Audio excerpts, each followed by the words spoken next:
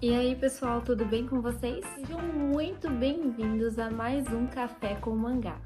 E no vídeo de hoje a gente vai falar sobre um anime que simplesmente mudou a história da indústria.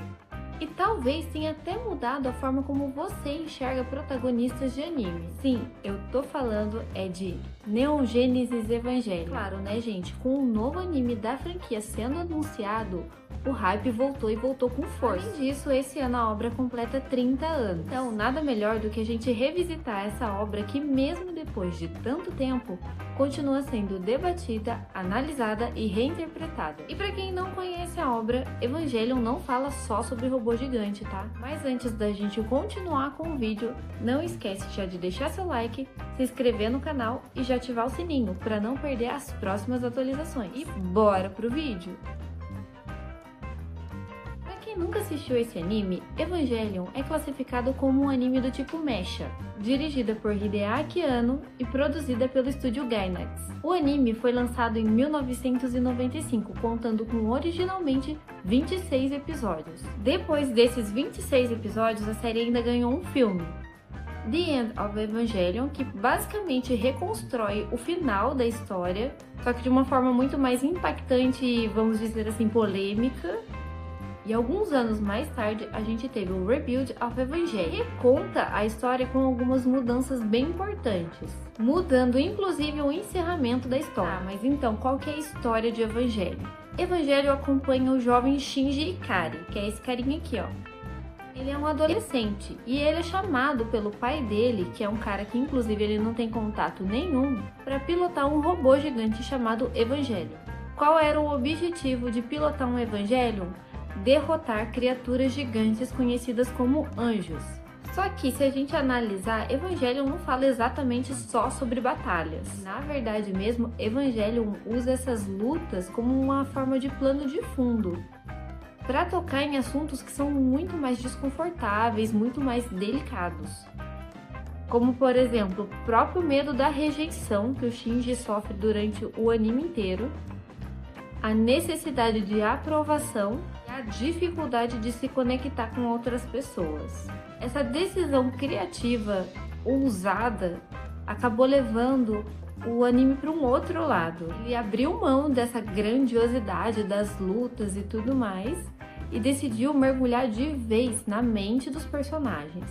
E o encerramento desse anime foi tão impactante que em 1997 surgiu o The End of Evangelion. Reimaginou os acontecimentos finais do anime de forma muito mais visceral e cinematográfica. Tanto é que até hoje ainda existe muito debate de qual é realmente o final de Evangelion. Qual que é o mais fiel, o real mesmo? Aquele que segue por uma linha mais psicológica ou apocalíptico?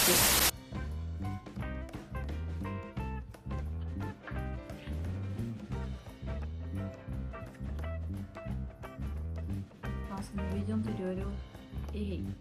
Ele era outra parte. Continuação agora da sinopse. E o Shinji, que é o protagonista, ele não é exatamente o tipo de protagonista corajoso. Ele é inseguro, ele é ansioso, ele tem uma série de conflitos internos mal resolvidos. Particularmente acho que é justamente isso que torna Neon Genesis Evangelion tão especial e tão real. E ao mesmo tempo tão incômodo, né? E até mesmo é por isso que tanta gente ama Evangelion e tanta gente também odeia. E agora eu vou te contar algumas curiosidades que talvez te façam enxergar Evangelion com outros olhos. Talvez você até repense em assistir depois de ouvir essas curiosidades. Primeiramente, Hideaki Anno, que era o diretor da série, durante a produção, ele estava passando por um período de depressão profundo. O que tem a ver a depressão dele com a produção de Neon Genesis. Isso influenciou demais a direção do anime. Podemos até dizer que isso moldou a obra.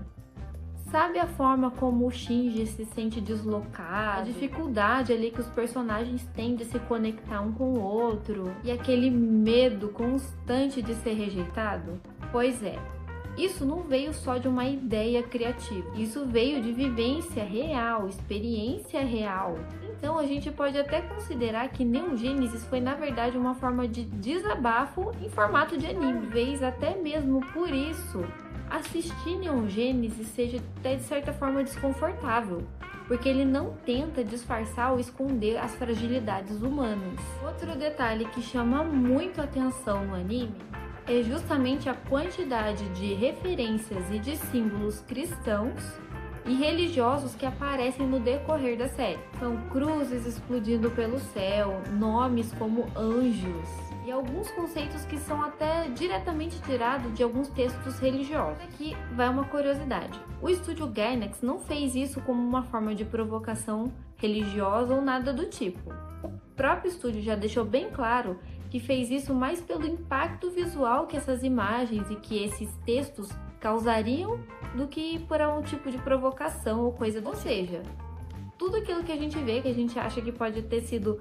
feito como uma forma de bater de frente com algum lado religioso, na verdade foi só uma decisão estética mesmo. E olha que a gente passou anos tentando entender o que determinados momentos, determinadas frases poderiam significar, pensando nela num segundo, num duplo sentido, né? Quando os episódios finais de Neon Genesis foram ao ar, o público ficou meio dividido, para não dizer assim, em choque. Mas talvez o que muita gente não saiba, na reta final, o estúdio responsável estava passando por sérios problemas orçamentários. Isso acabou levando eles a tomarem uma decisão criativa um pouco ousada, que foi justamente abrir mão daquela grandiosidade cinematográfica, daquelas cenas extraordinariamente difíceis de serem reproduzidas e focar mais nessa parte do psicológico, no fato de tentar entrar diretamente na mente dos personagens. E o resultado acabou sendo um final extremamente introspectivo e experimental. Obviamente, isso agradou e outros acabaram ficando extremamente descontentes. Então, foi aí que em 1997 surgiu o The End of Evangelion. Me conta aí, você assistiu qual dos dois finais você gostou mais? E aí vai mais uma curiosidade. Se você assistiu Evangelion, já deve ter percebido que realmente aquele anime, ele é como se fosse uma sessão de terapia. E você não está errado em pensar dessa forma. A obra, ela bebe diretamente de fontes como Freud e Jung. Conceitos como ego, identidade, medo da solidão, desejo de ser aceito, tudo isso está espalhado na construção de cada personagem. E não é à toa que parece que cada um deles está travando uma batalha interna dentro de si. É mais intensa do que aquelas que eles travam contra os anjos. E você é quando ninguém tá te olhando. Então, Neon Genesis Evangelion é um anime do estilo mecha. Só que até então, o estilo mecha, ele era considerado mais algo voltado para heroísmo, estratégia e ação do começo ao fim. Era um shonen, só que com robô gigante. Só que depois de Evangelion, um novo conceito foi implantado aí, em que o lado psicológico dos pilotos, né, quem pilota esses robôs gigantes, é levado muito mais a sério. Então a história de Evangelion focou muito nessa parte dos pilotos. Quem é que pilotava aqueles robôs gigantes? Como era o psicológico daquelas pessoas? Quão vulneráveis aqueles protagonistas eram?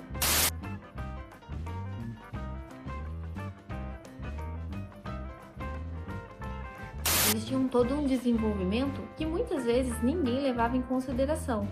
Afinal de contas, não é tão simples assim você pilotar um robô gigante se conectando com ele da forma como eles se conectavam. A partir daí, a gente começou a ver que aqueles protagonistas, eles tinham um lado vulnerável, muito além do que aquela carcaça de metal, daquela carcaça robótica poderia mostrar. E por isso, como eu já falei antes, Neon Genesis Evangelion não tinha medo de deixar você desconfortável assistindo. Mesmo que isso custasse a audiência, ele estava ali para mostrar para você como aquelas pessoas estavam se sentindo e como era estar dentro daquele robô. Então a gente pode dizer que Neon Genesis Evangelion, ele não marcou só uma geração, ele redefiniu perspectivas e expectativas dentro de gênero. Então muito provavelmente seja por isso que Neon Genesis até hoje é muito relevante.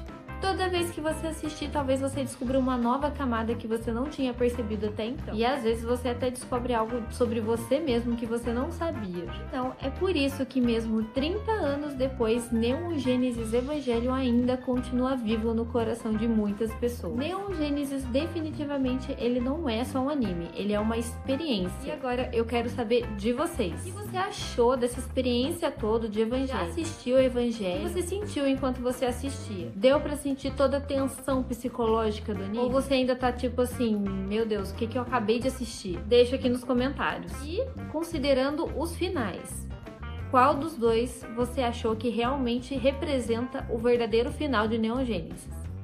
O final do anime ou o The End of Evangelion? Eu sei que isso gera um debate bom, hein? Bom, pessoal, hoje eu vou ficando por aqui.